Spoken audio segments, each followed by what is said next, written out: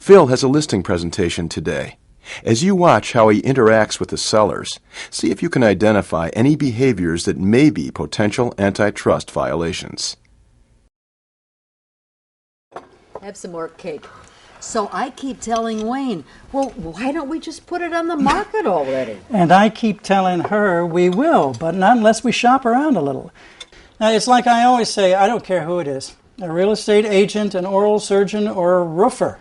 You've got to get three bids. That's right. Now, we need to feel that we can work together, right? Oh, absolutely, Mr. Grady. Wayne. Oh, and I'm Sarah. Sarah. Okay, so what do you think? Well, now, what's this commission, 5%? Well, that's the part of the sales price that goes towards my... We know what it is, but isn't that high? I mean, Sarah, didn't the Browns pay... 4%. Yeah, 4%.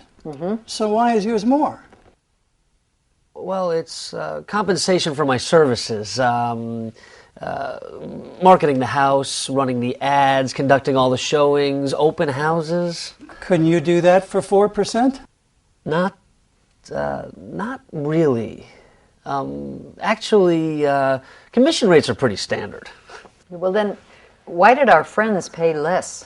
Well, there are some firms out there that try to get away with it, but most of the responsible firms in the association go along with the program. Oh, yeah?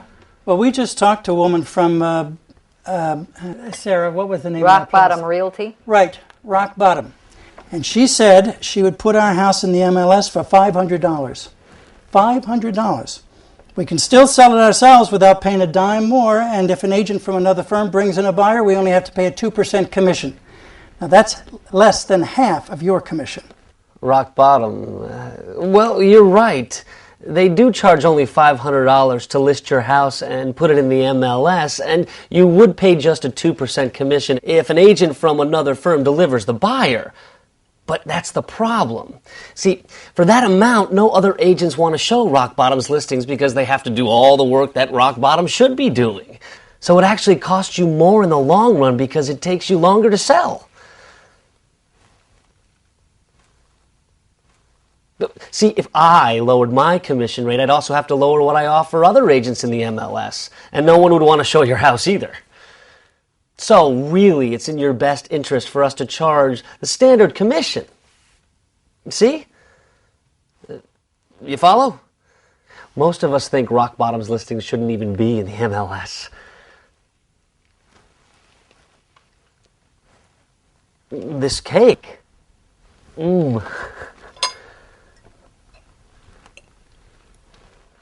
If you were in Phil's position, being questioned about your commission rate, would you have handled the situation differently? After his presentation, Phil meets Kelly at a coffee shop, and she asks about the meeting. Let's see if your ideas about what Phil might have done wrong are the same as those offered by Kelly. I'm starting to wonder if I'm even going to get another listing. Oh, it couldn't have gone that badly. No listing. Well, you said they were still shopping around. They didn't want to pay our commission, bottom line. And that was even after I told them it was the same thing everybody else charges. You didn't say that. Why? Phil, what you said makes it sound like we all got together and agreed on a fee. That's what antitrust lawyers call price fixing. You don't remember that from orientation? Do you remember that you can go to jail for price fixing? Come on, Kelly. No, really. I know you didn't mean that, but just the same, that kind of talk could get you in a lot of trouble. It gives the impression that all the firms around here agree on the fees they charge.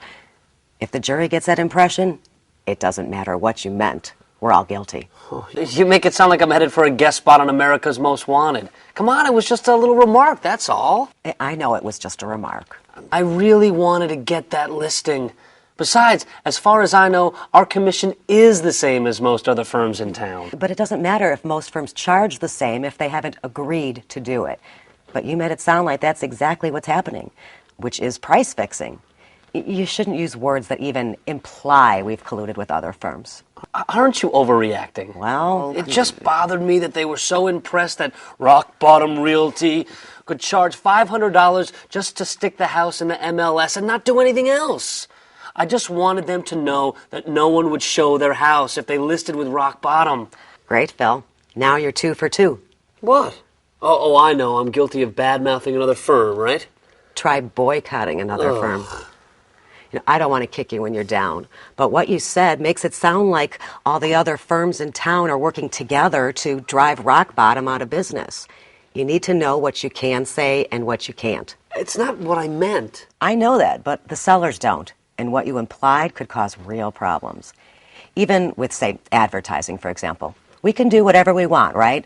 Run our ads in any paper, pull them if we think that the rates are too high or the print is too small, but do that together with other firms, and it's a group boycott, an illegal boycott. Boycotts, along with price fixing, are the most common antitrust allegations that people in our business face. I should have talked to you before I went. If someone questions you about your commission, you come back with a clear description of all the services you provide. Tell them why you're worth it. Stress our company's track record. Focus on making the sale quickly at the listed price. Show them how your marketing is going to accomplish their goals.